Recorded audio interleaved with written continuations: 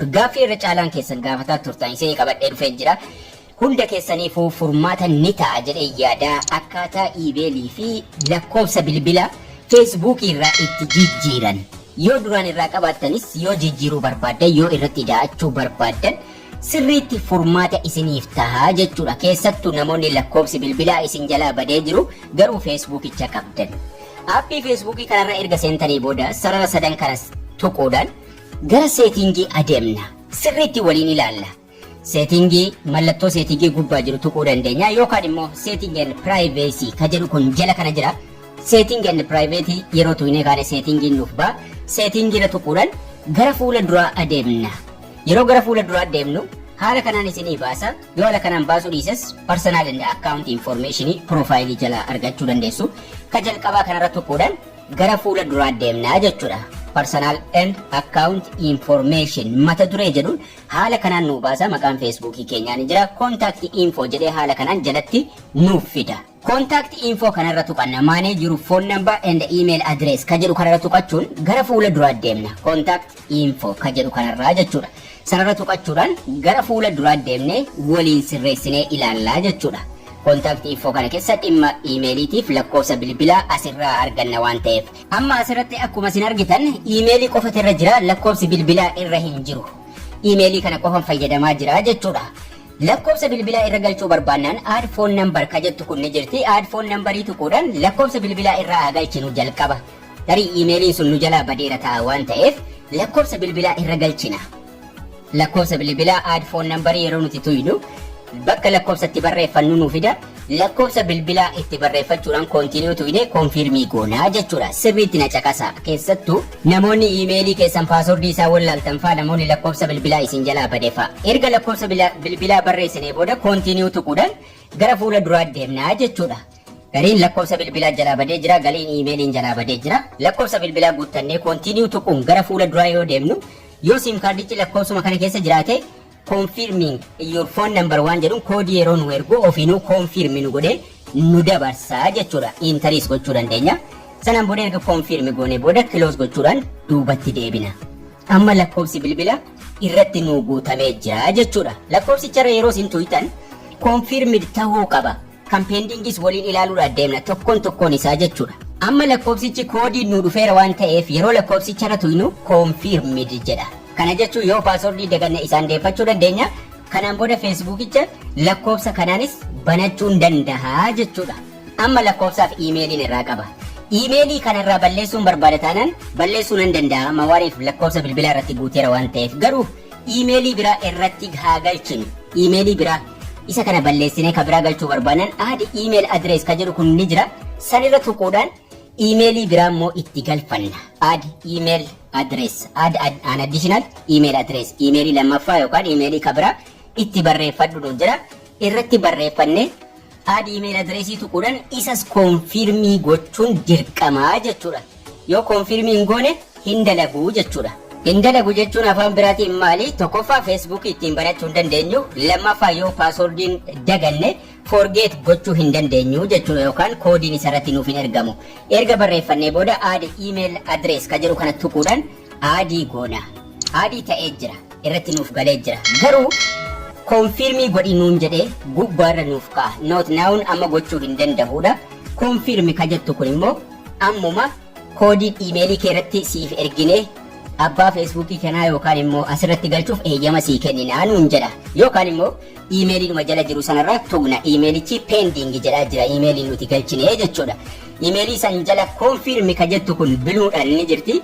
Konfirmii tuquudhaan gara fuula duraa deemna. Konfirmii tuqnee yeroo gara fuula duraa deemnu sanduuqa koodii iimeelii irratti nuuf ergame itti guunnu nuuf kennaa jechuudha.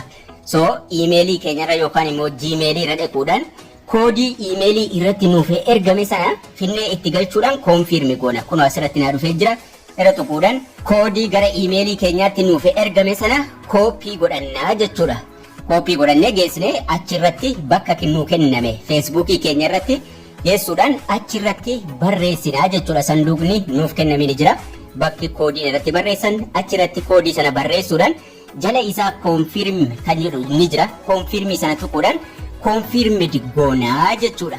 Amma iimeelichi seenee jira. Konfirmii goone Garuu waa tokkotti muu hafa.